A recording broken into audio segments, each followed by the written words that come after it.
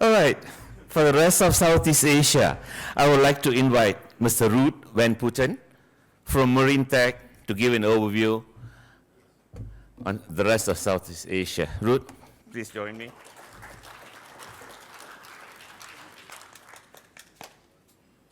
Yeah, good morning. Good morning, everybody. Arthur, thank you for hosting this event again. Wade, good job. Yeah, they asked me to talk a little bit about the rest of Southeast Asia.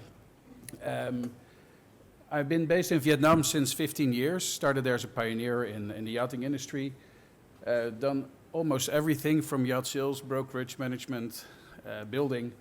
And the last few years I actually run into marinas, also building the first marina in Vietnam.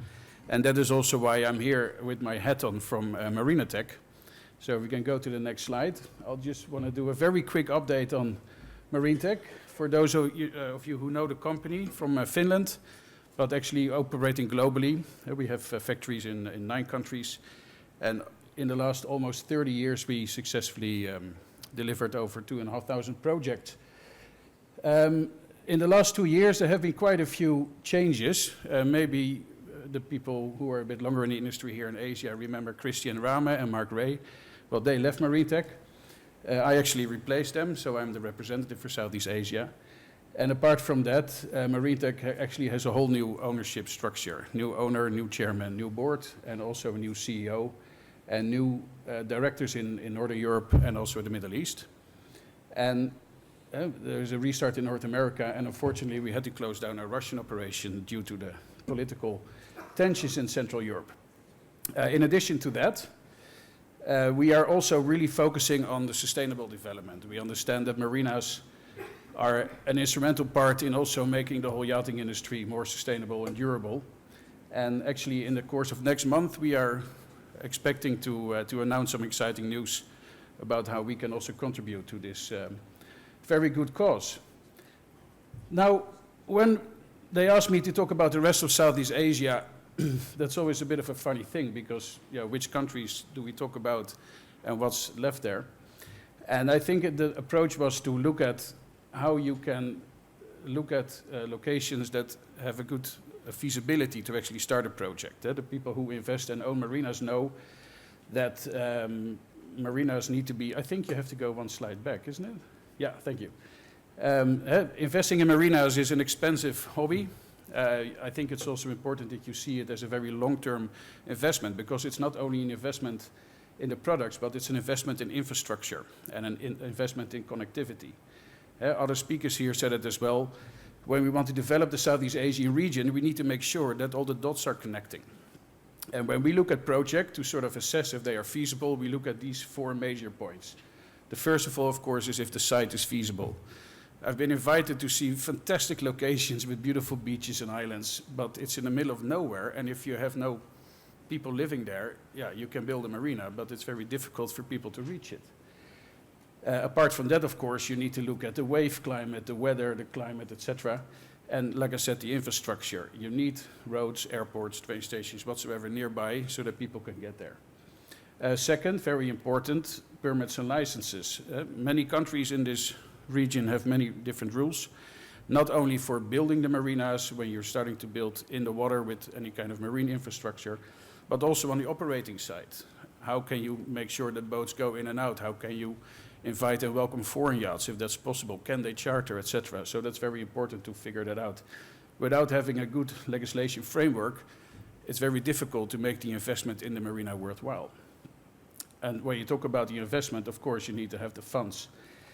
And that's not only for the construction. I think that it's very important when you talk about marinas that the design and development is a very important part. If you do that well, you can actually save a lot of money at the end and make sure that you have the ROI that you want. And it's very important at least to take a very realistic approach in doing that. And last but not least, if you go one back, please. Yeah, thanks. That's a good business concept. Just building a marina is not enough. We know that marinas by itself are very challenging to break even. Marinas are a catalyst for other things around it. If you have marinas connected to property, connected to resorts, connected to any kind of other activities, be it tourism or cultural things, That's very important. You need to make that connect. I think Arthur said it this morning, not one marina is the same. So it's very important that when you develop a marina, you have a very clear identity and idea which way you want to go. Yeah, next. And yeah, which parameters are then there to make it successful? I mentioned it already a bit earlier. In German, they have a nice word for it called hinterland. What's behind it? How many people do they live there? How much money do they make? What is there to see? Is there any cultural attractions? Are there natural attractions that attract the people to go there? The real estate next to it. Do you have space to make offices, retail, workshops, boatyards, etc.? And I think the two most important things for successful marinas nowadays are the fact that they can actually receive super yachts. We can see an increasing growth in super yachts around the region. We know more yachts want to come here. We also know that they say, yeah, where can we go? Because the locations are limited. So new marinas or renovated marinas should really look at making more space for super yachts and make all the facilities for them as well. Not only for the owners, but especially also for the crew, because those are the guys that actually are going to be there most of the time. And the next important thing we can see in this region, what drives the success of marinas is yacht charter. So you have to make sure that the facilities in the marinas, but also the legislation, allows a good yacht charter operation, because that is how you get most boats and most traffic through your marina. And most important with that kind of business, that you're also able to do all your troubleshooting and maintenance very quickly. A boat that's broken doesn't make any money. Next. So I made a very, it's a bit of a bland map that has to do with the fact that some territories and areas in this region are named differently by different countries. If we look at the big water body in the middle, internationally known as the South China Sea, but as I'm from Vietnam, I have to call it the East Sea. What you see on this map are a few bubbles. The red ones that I sort of identified as what we can call the established yachting markets, specifically Hong Kong, Singapore, Phuket, the Langkawi area, even Kota Kinabalu, and the region around Bangkok and Pattaya. And the blue dots are the areas where we can see the interest in marina development, but also super yacht traffic growing. I can't be too specific about the details because we are also bound to some NDAs. And some of this information I received from the partners that we work with to develop, like Camper Nicholson Marinas or Marina Solutions International. But you can see on this map that Southeast Asia is starting to look like a really well-connected area, as long as those projects around the region can develop, and especially the routing. And now we can see that the major, let's say, pinnacle of the yachting is actually on the Thailand side, the Singapore side, that side of the Andaman Sea. And it would be really nice if we can open up further the East Sea, internationally known as the South China Sea, for more traffic towards the north and also towards the east. So we zoom in a little bit to the area that I'm supposed to talk about. Yeah, the main things, of course, are Vietnam. It's this very big country in the middle, which is slowly emerging. If you start in the south, of course, we have the island of Phu Quoc, and then actually connected with that Sihanoukville in Cambodia. It's very close to each other. We know that there are some marina projects on the way there. We also know that it really depends on the development of the tourism and the property industry if there's actually enough funds to pay them. The Ho Chi Minh City and Mekong Delta area, quite popular nowadays for super yachts who want to visit that area, but a bit challenging in terms of the circumstances. It's a very muddy, deep river with a lot of current. It's not the best place or the nicest place to keep your boat in the water. The scenery is great, and the nightlife too. Further up north to the south, Nha Trang, I think the area that's developing the fastest, and if we're going further up to the central coast with Da Nang, which is also Hue, Hoi An, a little bit further up. And especially in Halong Bay, we can see a lot of activity. There are 3 to 4 marina projects that are in a state of almost starting to be built. News about that will follow soon. And then if we cross the sea to Philippines, there's news about a new marina in the north of Palawan. And also in Manila and the Subic Bay area, we have some requests for new marinas, but also super yacht repair services. And that's a bit of the thing. With Marinetek, we do not only build marinas, we build actually any kind of floating marine infrastructure that's necessary. So also we're connected to shipyards, but also, for example, floating solar platforms, seaplane docks, whatsoever. Next. Then I have some exciting news that I was allowed to tell about Nha Trang. Maybe you remember in the past we have talked a lot about Anna Marina, also here on this stage. Last week they had finally their official opening, which means that in Vietnam it's now the first marina, and the only one, that actually is an international port of entry. And I think for Vietnam that's quite a massive breakthrough. It took, I think altogether about 8 years or so to get it all together. The nice thing is that I actually used to work for Anna Marina. I was the project manager to build it, and we built it together with a group of very good consultants, Cambodia Marinas, and later also Marina Solutions International.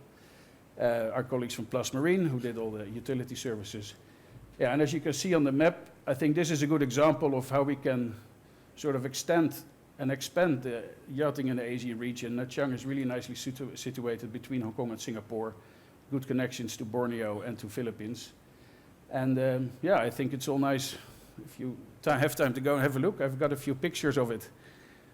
Oh no, let's do this one first. Yeah, no, go ahead, yeah. So with that, the port entry, they also published the regulations. Well, my list is a bit longer than Prakkar's list than I saw, but it's bilingual. Yeah, this of course is impossible to read, but the funny thing about it is that in Vietnam they still don't recognize yachts as a specific type of vessel. They're all vessels. If it's a cruise ship, a container vessel, a fishing boat, it can all be the same. So the regulations for entry are still quite similar to that. Of course, it has disadvantages because that's going to ask for oil pollution certificates, or they're going to ask for tonnage certificates. Not every yacht has that. The good thing is you can just say, I don't have it, because what they actually try to do is that they will look at your boat also in accordance with the regulations of the flag that you are flying. So you don't have to follow the Vietnamese regulations if your own flag country says it a little bit differently. If we go to the next one. So this is a bit zoomed out, just like a summary. Frankly, it doesn't differ much than in every other country. You just need to give all your documents of your boat. Like I said, some you just don't have, so you can just say no. The good thing about Vietnam as well is that they actually don't understand that you can do commercial charter or whatsoever. So you don't have any licenses or permits for that. You can typically just clear in and clear out of any Vietnamese port however you like. And the people on board who are not licensed crew members are passengers. And it doesn't matter if you pick up your passengers in Vietnam or outside Vietnam. So until they find out that they can actually make some more money with asking for charter licenses, it's not the case. So good time to come. Next one, please. Yeah, now these are the pictures of the opening. A lot of people involved, including the port authorities. So what they actually did, Nha Trang Vietnam has a system where foreign vessels can only enter into official foreign seaports. Nha Trang is a foreign seaport, and frankly, they made Anna Marina a terminal of that port. So now inside the marina, in that building, they have one room with the PACQ guys, and that is actually the way how you get in there. So that means you have some people from the Marine Authority, from Customs, from Immigration also there. And yeah, this is where they cut the ribbon. Next one. This is a bit how it looks. I think in Asia it's one of a very good-looking marina. To be honest, it's a very big basin. It's quite a big area to build in. They just built the first phase with 100 berths, 110. Later it can be extended to 200. And also in the design there is actually room for up to 5 or 6 super yachts, even a 100-meter dock where people can come. It's not 100% finished yet. They still need to finish the utility services. But for them, of course, the major breakthrough was the ability to now welcome foreign yachts in there. And yeah, as you can see, it's a nice picture. Nice backdrop from the city at the back. Only 10 or 15-minute drive, so it's a nice place to go to. Next one. That's a little movie, I think, if it works. Yeah. So you can also see that there is still a hoist under construction. They even have a beach in the marina, a big river cruise vessel that's now functioning as a hotel. And that's the picture. And that was my story for today. Any questions?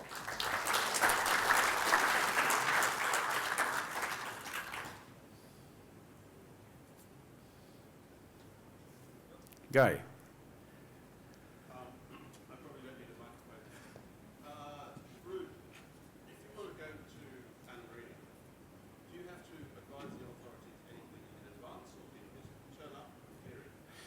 No, officially you need to do a 72-hour notification in advance. But if you want to go to Anna Marina or any other port in Vietnam, I advise you to actually get in touch with Anna Marina. They can hook you up with an agent. And the main thing is you have to try to be as clear as you can from the front, from the beginning, what you want to do. Give them a bit of an idea about your cruising plan. As more as they understand what you want to do, the better it works. And that's also a bit how we try to sort of stretch the rules the whole time, because the Vietnamese authorities are just really strict when it comes to following the rules. And I think it's important that when more yachts are coming, more special requests, more special needs are going to be applied for. And the more the authority is going to see that they cannot stick with just black or white, they understand that they can slowly make it more flexible, as long as everything is within their regulations. Yeah. Thank you. Sorry, I came in late again. Ruurd. Came in late again. We've seen some fantastic demonstrations of what the countries around the regions are doing. But one thing that comes out blindingly obvious is the amount of paperwork and rubber stamps everyone's got to go through to get into these countries. Has there been any ideas of trying to get countries to talk to each other to try and align what's needed? And I'm not saying one pass for Asia, which would just be too perfect, but at least getting the same information required that can be sent out so yachts know exactly what they're going to need, when they're going to need it, and have the same information for each country. Yeah, that would be the golden ticket, right? The good formula, yeah. Now, yeah, of course, there are different kinds of guides or almanacs, super yacht guides or whatsoever, who provide this information, but the information that's provided to these publications is quite a bit subjective. I think it's an ASEAN question where the governments in that region need to talk with each other and talk about this kind of cooperation and this kind of regulations. And of course, as the yachting industry and marina industry, we can ask our ministers to please put it on the agenda, connected with tourism. Yeah, I think that's the main way to go. And on the other side, and that's an important thing, for example, with ICOMIA, we can show them examples of other areas where it works really well. And if it's already done before, why can't they just do it as well? Yeah? All right. Thank you.